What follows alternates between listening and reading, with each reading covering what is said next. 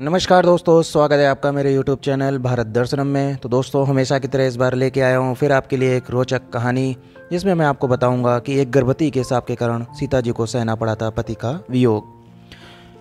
तो आइए बढ़ते हैं कहानी में। एक गर्भवती के शाप के कारण सीता जी को सहना पड़ा था वियोग। सनातन धर्म के ग्रंथों में बताया गया है कि बुरे कर्मों का फल हमेशा बुरा ही मिलता है, चाहे वह इंसान हो या फिर ईश्वर। इसका एक उदाहरण माता सीता का है, जिसका जिक्र रामायण में किया गया है। दरअसल रामायण कई भाषाओं में लिखी गई है। अलग अलग रामायण में कई तरह की दंत कथाएँ मिलती हैं, जिनसे कई लोग परिचित नहीं हैं। इस कथा के अनुसार माता सीता को एक तोते का शाप मिला था, जिसकी वजह से उनको भगवान राम से अलग रहना पड़ा। पहले माता सीता को वनवास के दौरान रावण अपहरण कर लेता है और उसका वध करने के बाद माता सीता के साथ भगवान राम की अयोध्या में वापसी होती है। फिर धोबी की वजह से माता सीता को अलग रहना पड़ता है। हम सबके मन में सवाल उठता है कि राम तो भगवान हैं, फिर वह अपनी पत्नी से अलग क्यों रहे। आइए जानते हैं इससे जुड़ी एक कहानी के बारे में। कथा के अनुसार माता सीता बाल्यावस्था में अपनी सहेलियों के साथ बगीचे में खेल रही थीं। वहीं बगीचे में एक तोता का जोड़ा पेड़ पर बैठा था। तोता का जोड़ा भगवान राम और माता सीता के बारे में बातें कर रहा था। उनकी बातों को सुनकर माता का ध्यान उन पर गया।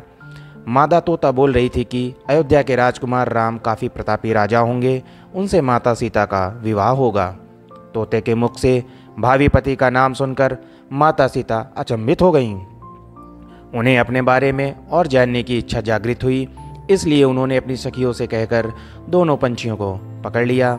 फिर उन दोनों को पुचकाकर पूछा कि भविष्य के बारे में इतना ज्ञान कहाँ से प्राप्त हुआ। तब पंछियों ने बताया कि इससे पहले हम महर्षि वाल्मीकि के आश्रम में रहते थे, जहाँ हर रोज राम और सीता के जीवन के बारे में बताया जाता है। इसलिए उन दोनों के बारे में हर चीज़ कंठस्थ याद हो गई है। सीता जी ने पंछियों से कहा कि जिस जनक पुत्री सीता की तुम लोग बात कर रहे हो, वह मैं ही हूँ। मुझे मेरे और राम के बारे में और भी बातें जाननी हैं। तब नर तोता ने कहा कि हे सीता, आपका विवाह अयोध्या के राजा दशरथ के ज्येष्ठ पुत्र राम के साथ होगा और आपकी जोड़ी तीनों लोकों में सबसे अद्भुत होगी। सीता जी सवाल पूछती रहीं और दोनों तोता जवाब देते रहे।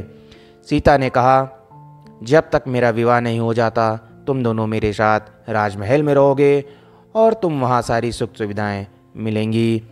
सीता जी की बात सुनकर तोता का जोड़ा घबरा गया। तब नर तोता ने कहा, हे जनक पुत्री, हम गगन के पंछी हैं, इसलिए पिंजरे में बंद रहकर हम जीवित नहीं रह पाएंगे, इसलिए हमको आज़ाद कर दीजिए। तोते ने इसके लिए बहुत याचना की। तब सीता जी ने नर तोते को छोड़ दिया, लेकिन मादा तोते को नहीं छोड़ा और कहा कि यह मेरे साथ रहेगी। तोता ने दिया तब माता सीता को शाप। नर तोता ने कहा कि मेरी पत्नी गर्भवती है, इसलिए ऐसे समय पर उसको जाने दें।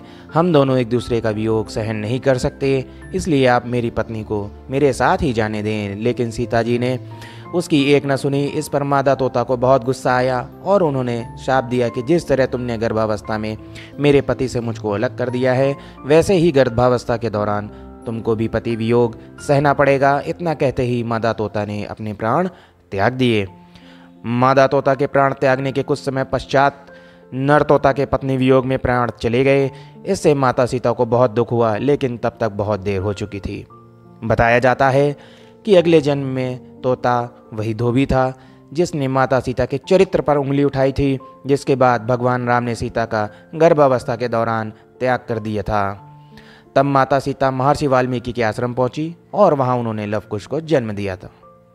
तो दोस्तों, इसी के साथ मैं अपनी कहानी को यहाँ पर विराम देता हूँ। अगर आपको मेरी कहानियाँ अच्छी लगती हों तो मेरे चैनल को लाइक, शेयर और सब्सक्राइब जरूर करें। बने रहें मेरे चैनल पे। धन्यवाद।